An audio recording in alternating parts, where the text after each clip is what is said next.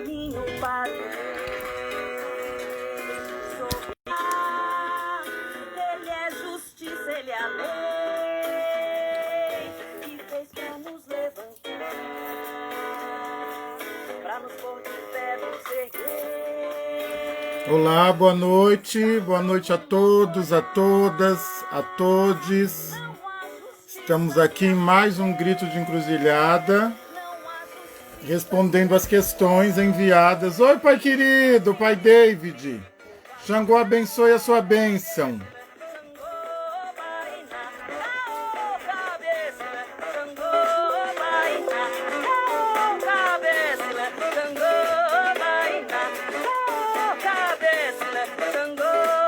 Matias Motumbaxá Motumbá, Hudson de Oxum, Que se anuncia em um trovão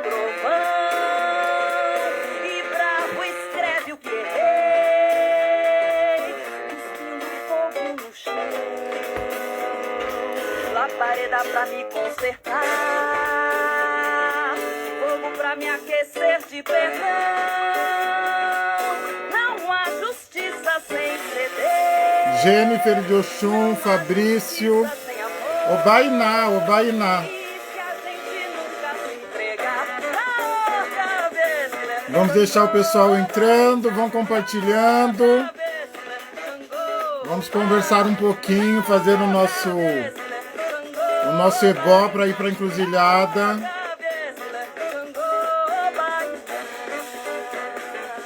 Abra um caminho para o rei, sorriam em vez de se curvar. Ele é justiça, Ele é a lei que fez pra nos levantar. Ô, Pati, um beijo. De pé nos erguer e lançar pra o nosso olhar. Não há justiça se há sofrer, não há justiça se há temor. E se a gente sempre se curvar, caô, cabeça, Xangô, Bainá, caô, cabeça, Xangô, caô, cabeça, Xangô, Bainá, caô, cabeça, Xangô,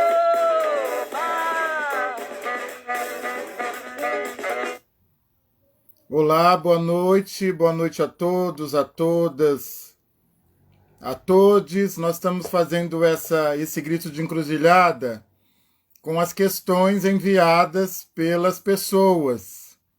Tivemos várias questões da semana passada, ficaram algumas ainda, e recebemos mais questões nessa semana sobre as quais nós vamos conversar agora, e também vocês que estão aqui, se quiserem enviar alguma questão sobre o candomblé, é só digitar aí, enfim, e nós vamos conversar. Mas, não é? Eu quero abrir essa nossa conversa saudando o Exu, sobretudo saudando o Exu, porque é o nosso tradicional grito de encruzilhada das 23, não é? Às 24 horas, quando nós levamos essas palavras, essa nossa troca, essa nossa conversa para a encruzilhada. Laroye, Exu ata orixá, Oxeturá, Niorukó, Babamó, Alagogoijá, Niorukó, Yaunpé, Exu adará, Omocurim, Idolofim, Lé, Xonxon, Soriessé, Lessé, Codjé, Cocidjé, Kienidjé, Bemi, Aquilola imuti Exukuro, Aquilaiola imuti Exukuro, A Xotum, Xosi, Laini, Itiju, Exu apatá somolo molenu, Fiocuta de Poió, Logemorum, A Lacalu, Papawara, Atucama Sheissa, Exu Machemi, Omo Elomiran, Nioxê. Exu, a pedra primordial dos orixás. Oxeturá é o nome pelo qual o Criador o conhece. Alagogoijá é o nome pelo qual a Criadora o chama.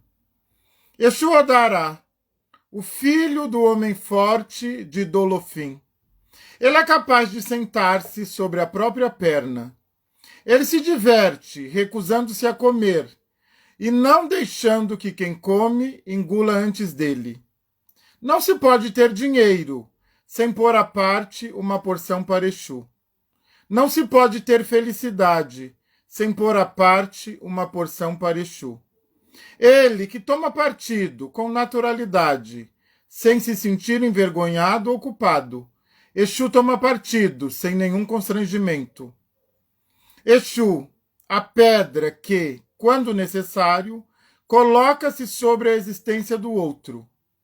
Ele que transforma a pedra em sal. A criança que brinca no mercado. Aquele cuja grandeza se manifesta em toda parte. O apressado, o inesperado. O que ele quebra não pode mais se juntar sozinho. Exu, não brinque comigo. Eu passo a vez. É com o meu colega que você deve brincar agora. Laroye. Bom, já que nós estamos abrindo, né, com esse Oriki de Exu, esse poema de Exu, quando, não é, ele diz aqui, não se pode ter dinheiro sem pôr à parte uma porção a Exu. Não se pode ter felicidade sem pôr à parte uma porção a Exu.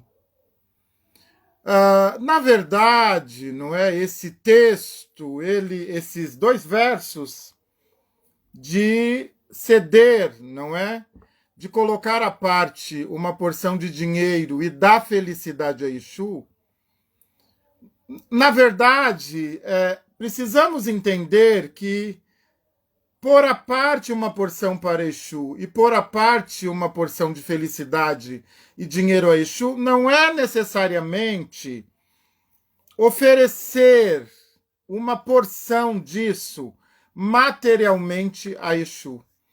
Porque, na verdade, Exu nos habita. Nós temos Exu dentro de nós. Todos nós somos Exu. Não é? Nós temos Exu. Nós temos Bara. Bara é o Exu que está escondido em nós. Ba é o verbo esconder. E Ara é o corpo. Então nós temos um Exu escondido em nosso corpo. Guardado em nosso corpo. Acolhido em nosso corpo. Todos nós temos Exu. Exu, ele, quando, não é, naquele tan, ele se divide, não é, em 200 mais uma parte, não é, Exu Yangui, o primeiro encontro, né, da água com a terra e aquele primeiro montículo de terra, o filho da força criadora, não é, e depois esse Exu, morrendo de fome, não é? Devora tudo, sai devorando tudo, devorando tudo. Quer dizer, ele prova, Exu prova tudo que há para nos possibilitar também. Ele prova intencionalmente e prova inclusive a sua própria mãe Iemanjá. Exu devora a sua própria mãe Iemanjá, ele a experimenta. Ele se incorpora à sua própria mãe Iemanjá, ele se incorpora a tudo que há, ele devora bois, galinhas, o telhado das casas, homens, mulheres, todos os seres humanos, ar, terra, fogo, ele devora tudo, ele experimenta tudo, intencionalmente, sabendo que o que viria depois era a sua possibilidade de fragmentação, não é? Com vistas a viver incorporado a todas as existências que são multiplicidade da força criadora, não é? Então, quando é que eu dou uma porção de dinheiro a Exu? Não é quando eu sou capaz de fazer boas trocas. Trata-se de trocas A banca do mercado tem dois lados. Isso quer dizer, a banca do mercado tem dois lados, quer dizer, tem uma pessoa de um lado da banca, tem uma pessoa do outro lado da banca. Diferentemente de uma concepção de mercado ocidental, o mercado, a partir de uma perspectiva epistemológica de terreiro, ele é um mercado que existe para atender a sociedade, e não a sociedade que deve atender o mercado. Aí está um ponto crucial de diferença já sobre o mercado ocidental e o mercado nagô e o mercado africano. Quer dizer, inclusive o mercado, não é? O mercado nagô, ele é montado, né, como uma feira livre, e ele só será desmontado quando toda a sociedade fizer as trocas necessárias. O mercado é Exu, não é? Quer dizer, Exu, Olodjá, Exu, senhor do mercado, aquele que é responsável por todas as trocas, porque de verdade é impossível viver sem trocas. Nós precisamos fazer as trocas, não é? Nós precisamos trocar, não é? E então, quando se diz não se pode ter dinheiro sem pôr à parte uma porção a Exu, não se pode ter felicidade sem pôr à parte uma porção a Exu, na verdade, aqui Exu está nos dizendo, olha, vocês precisam produzir capacidade de troca, não é? Não é consumir, não é uma lógica, não é? Aqui não está posta uma lógica capitalista do consumo para a acumulação, mas está posta uma lógica da capacidade de trocar, não é? Quer dizer, então nós trabalhamos, né? Todos nós trabalhamos, todos nós temos os nossos projetos, todos nós nos esforçamos, não é, para atender, não é, os princípios de uma ética coletiva. Enfim, nós queremos efetivamente fazer parte do mercado, não é? Existe um provérbio que diz: o Aie é o mercado e o Orum é o nosso lar, não é? Então, o Aie, aqui onde nós estamos, é o mercado, é o lugar das trocas. Aqui é o mercado. Nós saímos de casa, nós saímos. Nós não estamos na nossa casa, no nosso lar. O nosso lar é o Orum. O Orum é esse universo paralelo, esse duplo do Aie, onde está a nossa fonte, a nossa ancestralidade, os orixás, os voduns, os inquice e a nossa origem. Lá é a nossa casa, lá é o nosso lar. E nós saímos de lá e viemos para o mercado. Por que nós viemos para o mercado? Nós viemos para o mercado porque, de verdade, aqui no Aie é o único lugar onde as trocas são possíveis. Inclusive trocas que alimentam a nossa casa. Trocas que alimentam o Orum.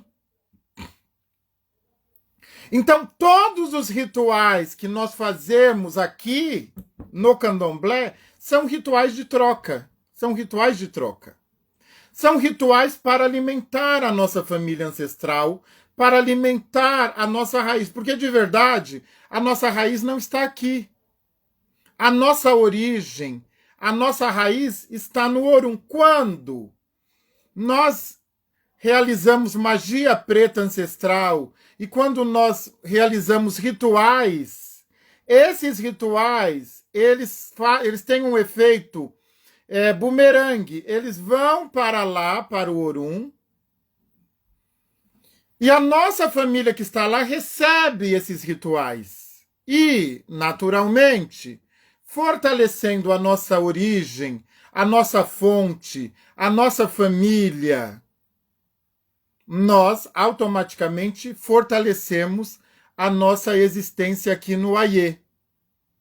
Não sei se tá fazendo sentido para vocês, porque nós fomos um pouco... Por que eu estou fazendo questão de destacar isso?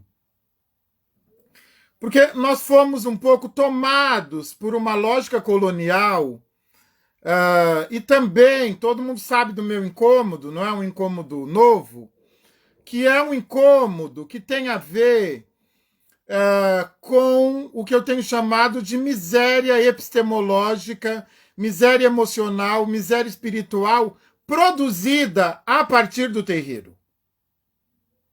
A partir do terreiro, não é? Então, o terreiro, tomado pela colonialidade do poder e pelas forças coloniais e até pelas forças cristãs, não é? Acaba se tornando um lugar de consumo, não é? Quer dizer, menos um lugar de trocas e mais um lugar de consumo, e um lugar de acomodação da miséria.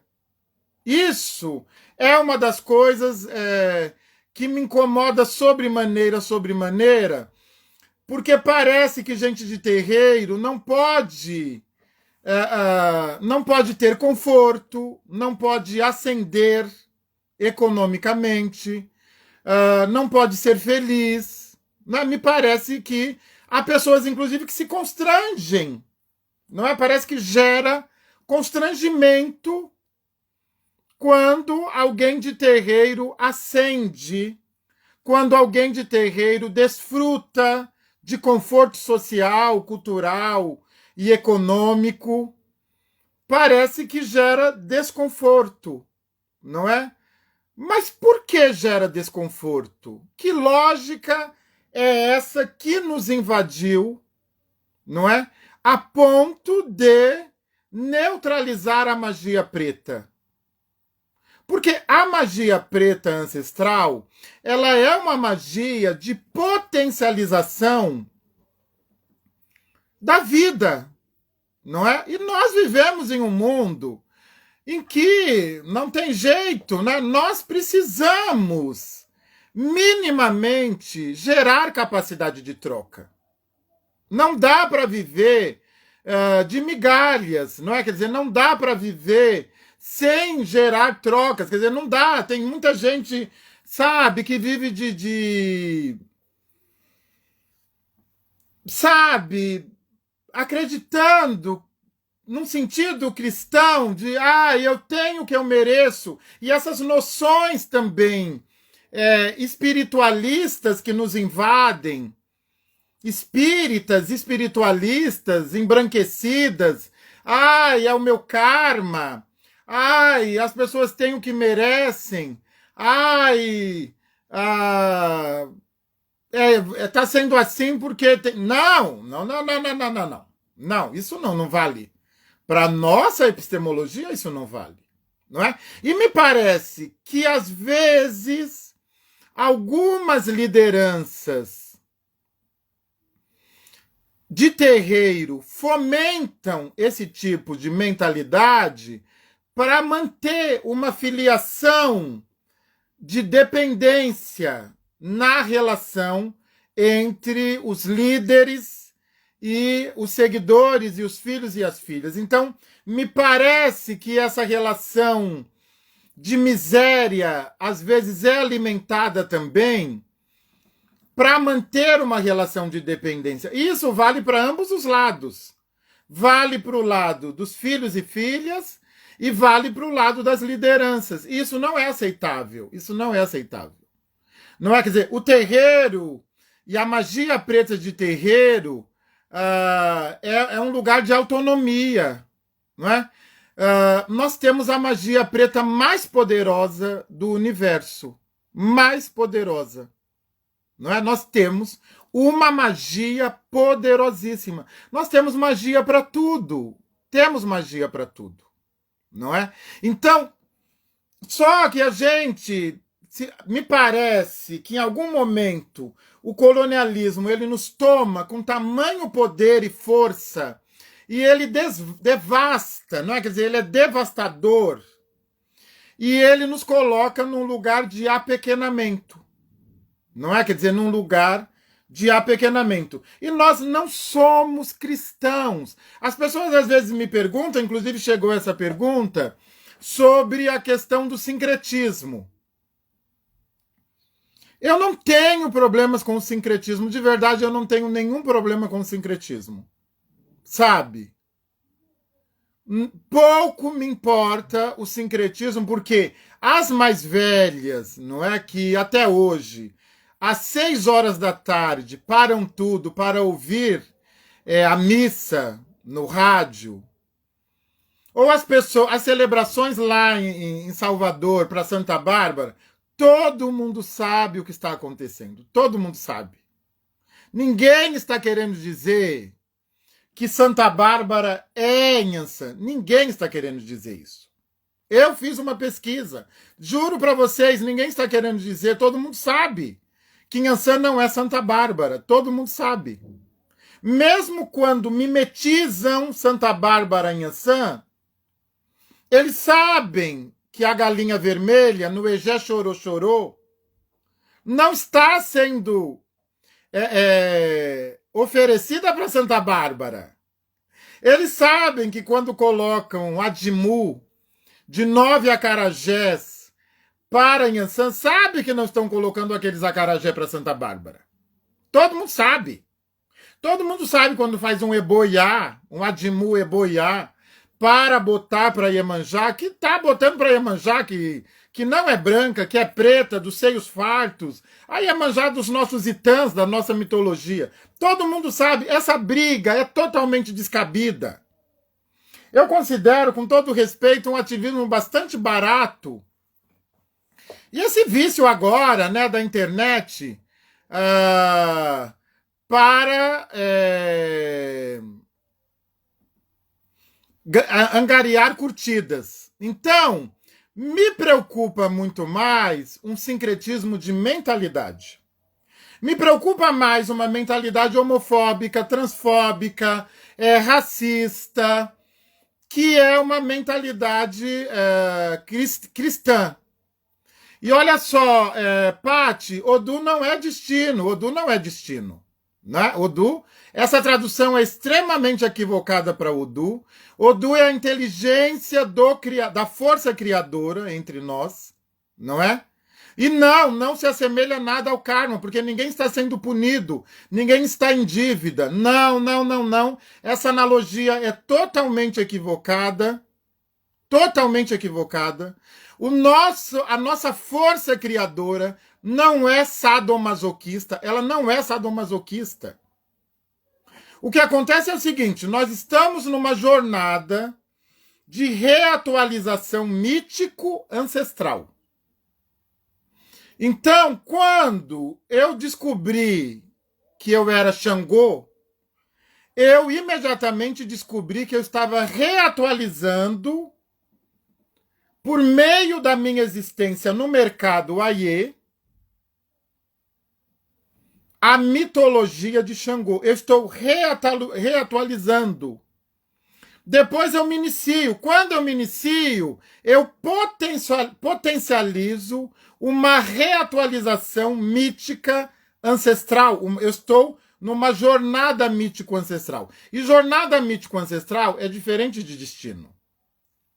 Sim, vamos lá. Se a gente for partir de uma epistemologia iorubá, eles são deterministas. Mas lembre-se que na noção de Ori, você tem 3/3, não é? Então você tem 1/3 que é imutável, você tem 1/3 que é o livre-arbítrio, que atua sobre o mutável. Então nós podemos alterar tudo. Na verdade, um dos grandes papéis, porque tem me incomodado muito também, o esvaziamento dos saberes ancestrais de terreiro. Nós temos saberes ancestrais poderosos. E tem me incomodado. E a gente não precisa ficar fazendo analogias e comparações para poder ser de axé. Nós precisamos ser de axé. Se nós somos de axé, se a gente mata galo, galinha, come obi, orobô, usa azeite de dendê, não é? Se nós somos de terreiro, nós temos que pensar como pessoas de terreiro. não é? Eu não sou cristão, todo mundo sabe disso, eu não sou cristão.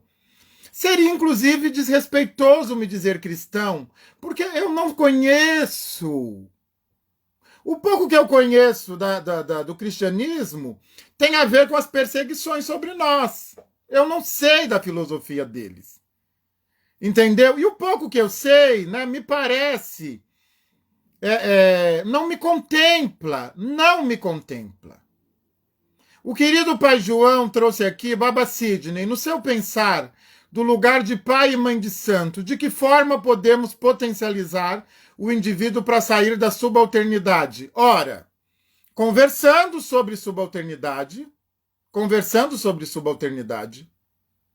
falando, a gente precisa sair da praxis, só praxis ritual, bola de farinha, reza, incorporação, não dão conta mais do século XXI. Essa é uma parte. É a parte da ritualização. Isso é ritualização e manutenção dos saberes ancestrais rituais. Então, essa é uma parte. A outra parte é a parte do pensar sobre a ritualização. Porque, de verdade, está tudo no terreiro. O terreiro está tudo aí. O que eu estou chamando de epistemologia de terreiro é uma tríade. Mito, rito e cultura. Ou afrovivências, afroconhecimento. Então, você tem mito, o mito está colado no rito, o ritual reatualiza ou repotencializa o mito, e depois você precisa ter um espaço de compreensão do rito-mito. E mais do que isso, nós temos um grande problema, pai João. O problema é o seguinte, o candomblé, ele é ritual. Sim, ele é ritual. Ritual tem a ver com reiteração, com repetição.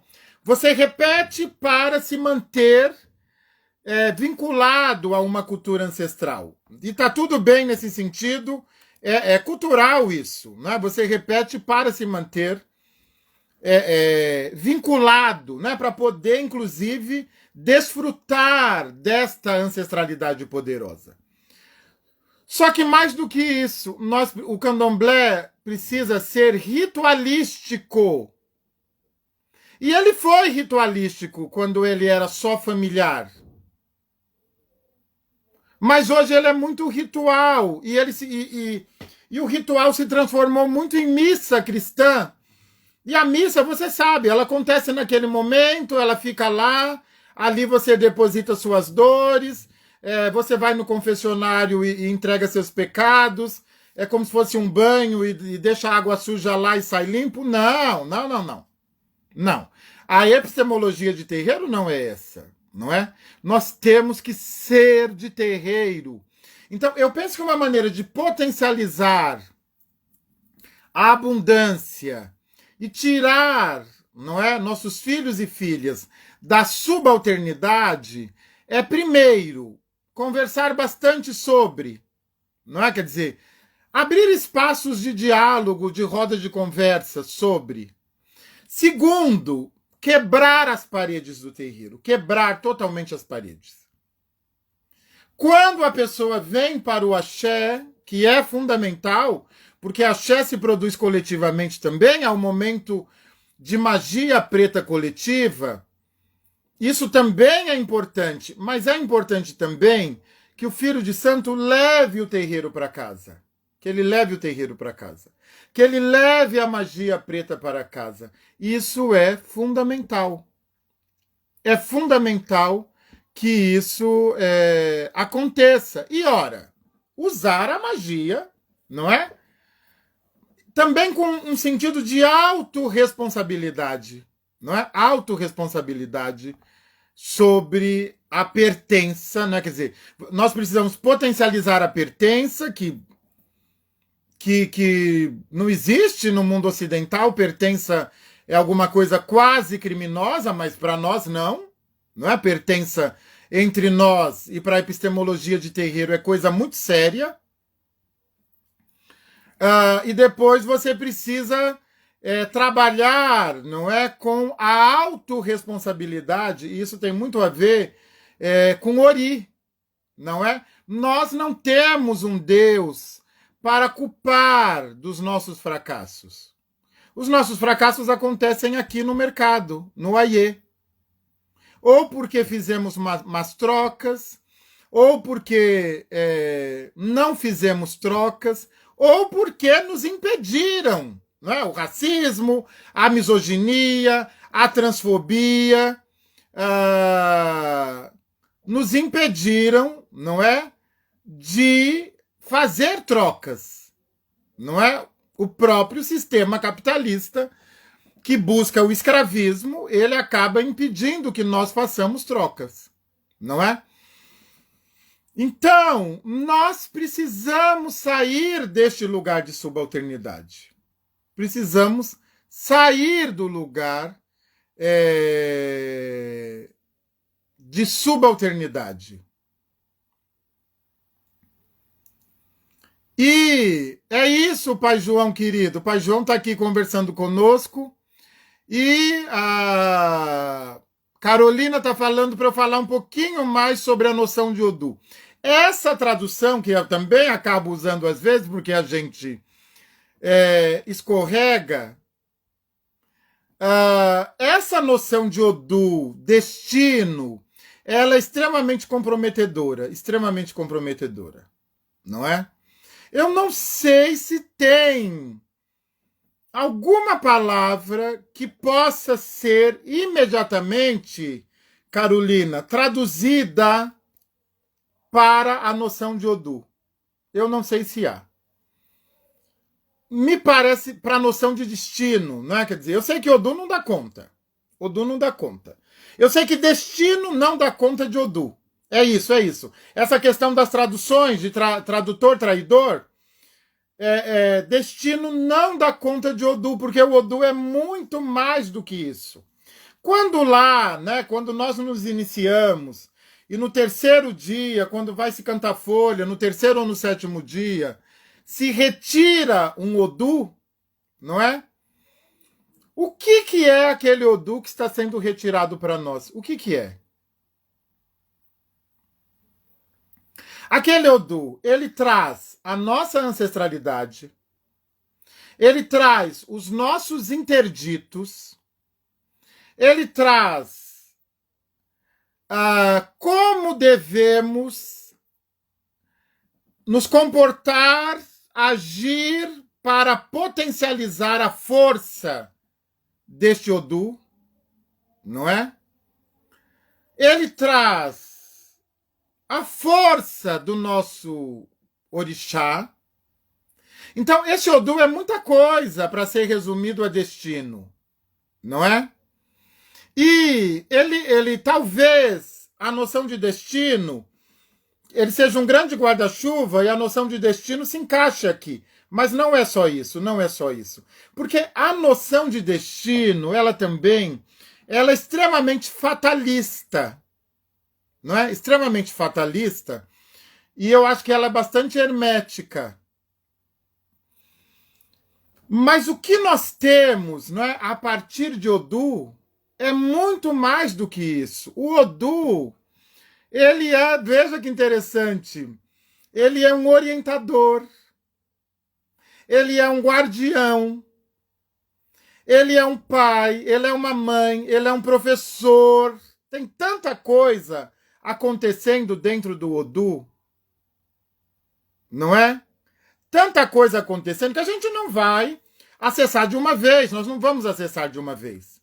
A gente vai acessar ao longo da vida, não é? Ao longo da vida nós vamos acessar eu gosto de pensar, inclusive, é alguma coisa que eu cunhei, né, nos meus estudos. Eu gosto de pensar que Orumilá e Fá são a inteligência de Olodumare, a inteligência da força criadora. Então, a inteligência contém o quê? Ela contém tudo, não é? E os Odus, eles são partes que compõem esse conjunto de inteligência existencial. E nós acessamos a todo tempo, não é? Quer dizer, a magia dos Odus, seja por meio dos orixás, porque os Odus, eles que deram vida aos orixás, não é? Os Odus são pré-existentes, assim como Olodumare e Orumilá, eles são pré-existentes. Essas divindades, a partir de uma perspectiva Yorubá Nagô, são os orixás que nós chamamos de primordiais. Eles são divindades dos primórdios, não é? Então vale muito a pena, não é, a gente começar a decolonizar ou descolonizar essas questões. Alguém me mandou uma pergunta, eu vou dar um salto. Alguém me mandou uma pergunta sobre hierarquia, hierarquia no candomblé. Vamos entender melhor, não é? O que é hierarquia? O que é hierarquia? Não é? Hierarquia é uma força, é uma magia de manutenção da ordem. Manutenção da ordem. A hierarquia está muito ligada à divindade tempo, muito embora Exu nos ensine, não é, que podemos romper com passado, presente e futuro, quando ele diz que matou um pássaro ontem com uma pedra lançada hoje.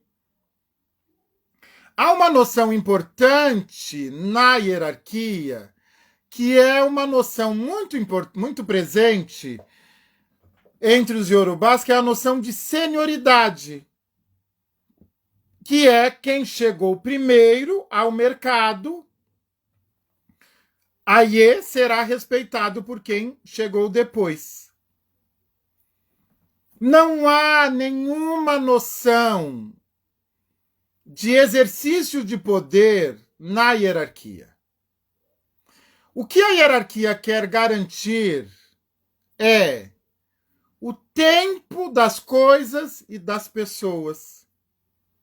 A hierarquia, ela quer respeitar as territorialidades. Você não vai pedir a um bebê, logo quando ele começa a falar, que lhe ensine o que é a vida. Não, ele não tem condições de fazê-lo. Não é? Você não vai pedir a um adolescente que ainda não viveu grandes paixões e amores, e ainda não se casou, que não se casou e não teve essas experiências, que lhe ensine sobre o casamento. Você não vai fazer isso, não é? Porque isso tem a ver com respeito ao ori, com respeito à territorialidade, com respeito ao tempo das pessoas, não é? Então, a noção de hierarquia, ela é fundamental para garantir, quer dizer, não quer dizer, quando nós estamos numa roda, na circularidade, tem aquela pessoa que está na frente primeiro, porque ela chegou primeiro, que nós chamamos de Ebon, o irmão mais velho, e tem os Aburo, os irmãos mais novos. Então, aquela pessoa, ela está na frente porque ela é mais velha. E espera-se, veja que há uma articulação dialética aí. O terreiro é um lugar de autorresponsabilidade, então você precisa se autorresponsabilizar pelo lugar ocupado. O que isso significa? Você espera que o mais velho, o Ebon, seja exemplo ao Aburo. Você espera que o Ebon, o mais velho, ensine o Aburo. Você espera que o Ebon tenha um comportamento de acordo, não é, com o vivenciado, com o que ele já vivenciou. Então, me parece que houve um deslocamento na noção de hierarquia, que inclusive tem comprometido O respeito à própria hierarquia. Hierarquia não tem a ver com o exercício de poder, com menor, maior, quer dizer, a Bian não é menor que Yaô não é menor que Ebom não é menor que Babalorixá e Alorixá. O que está acontecendo aqui é o seguinte, que o nível de autocomprometimento, autorresponsabilidade do Babalorixá é maior do que o nível de comprometimento, responsabilidade do Ebom, que é maior que o nível de comprometimento, responsabilidade. Deveria ser, pelo menos, do Yaô e aí do Abian. É disso que se trata, porque o Abian é um bebê. O Yaô é um bebê que já começou a falar. O Ebom tem senioridade, ele precisa ser admirável, respeitável, ele precisa ir ao mercado com altivez, não pode ser ainda continuar sendo bebê que está gatinhando ou bebê que está andando e falando. É disso que se trata a hierarquia. Não é? Eu vejo as pessoas falando sobre hierarquia sempre com etnocentrismo, com essas noções capitalistas. Não se trata disso, não se trata disso. Eu sou um Babalorixá. Eu sou autoridade civilizatória. Não é? Eu tenho uma comunidade da qual eu sou orientador. Não sou dono, sou orientador. Da qual eu devo cuidar para a honra e glória de Xangô, porque eu recebi esse privilégio. Na verdade, são filhos de Xangô e, por extensão, são meus filhos. Então, eu tenho que me portar de acordo com as minhas afrovivências. Eu já vivi o meu tempo de Abian, eu já vivi o meu tempo de Yaô, eu já vivi o meu tempo de Ebom, eu estou vivendo o meu tempo de Babalorixá agora. E eu tenho que honrar este tempo que eu estou vivendo. Eu não posso, sabe, ser um eterno adolescente, como nós vemos na nossa sociedade. E essa noção de hierarquia, ela é muito importante para a nossa vida.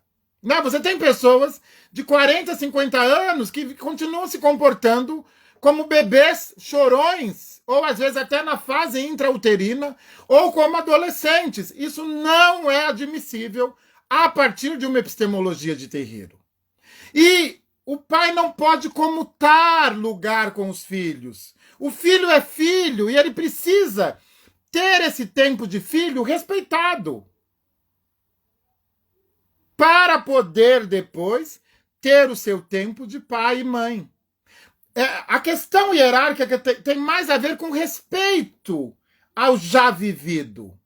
E não tem a ver com o respeito do outro. Quer dizer, não é isso, tem a ver com autorrespeito. Eu é que preciso respeitar o que eu já vivi, eu preciso respeitar. Eu preciso ser admirável. Eu preciso honrar o meu tempo, eu preciso honrar a minha territorialidade, eu preciso honrar os conhecimentos adquiridos e preciso, em certa medida, honrar aqueles que se dividiram comigo por meio dos conhecimentos. É disso que se trata a noção de hierarquia. Há uma questão aqui, essa noção de senioridade que o senhor está apresentando. O senhor não acha que dá mais vazão à profundidade das relações de terreiro do que hierarquia, como uma proposta decolonial? Olha, eu sou muito decolonial, muito. Então, eu penso que sim, né? Quer dizer, em alguma medida, você fortalece os vínculos, fortalece os lugares e fortalece o que eu chamo de afrovivências ou vivências de terreiro. Não é? Fala-se muito sobre Ogã, sobre Eked, inclusive me perguntaram, qual é o papel do Ogã, qual é o papel da Eked? Ora, eu vou resumir em uma frase. O papel do Ogã e da Eked é honrar o oiê, o posto, o título, honrar o privilégio de não dormir quando nós estamos dormindo, nós que somos Adoxu, portadores do Oxu, e que o corpo que cede ao transe de descorporação. O papel do Ogan e da Eked é honrar este lugar. Não é? Quer dizer, é o título de pai e mãe. Pai e mãe. Então, comportem-se. Se querem respeito, se querem, inclusive, serem respeitados pela ancestralidade, comportem-se como pai e mãe. Pronto, está tudo resolvido. Está tudo resolvido. É nesse sentido que nós vamos ter uma hierarquia decolonial. Voou, voou, voou. Foi deliciosa essa nossa conversa, não é? Mandem as suas questões no Stories, eu vou mandar novamente, abrir.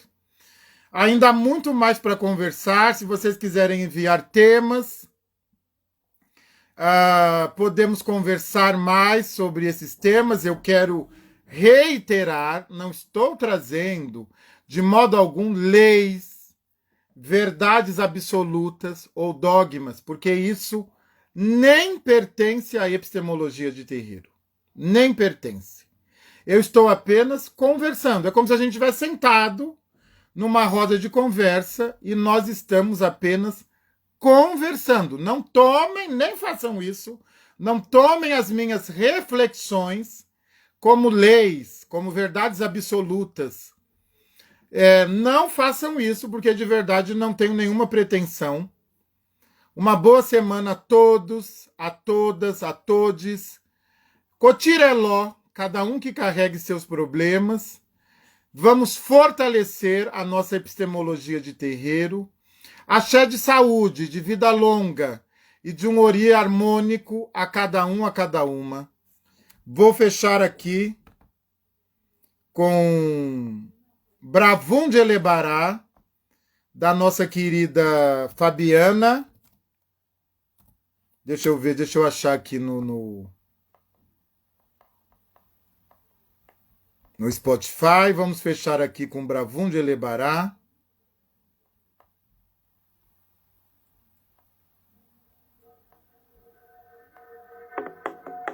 Um forte abraço, um grande abraço a todos, a todas, a todos.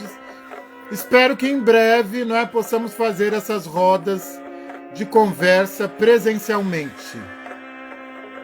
Vai ficar aqui no meu IGTV, vocês podem rever e também irá lá para o nosso canal no YouTube. Professor Sidney de Xangô. Até a semana que vem, domingo que vem nós voltamos. Laroye!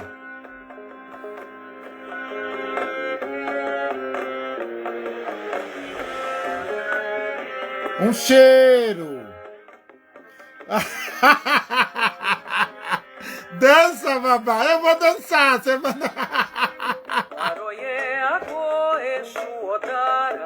Senhor da alegria, rara, dono do corpo que samba, mocho pau, ele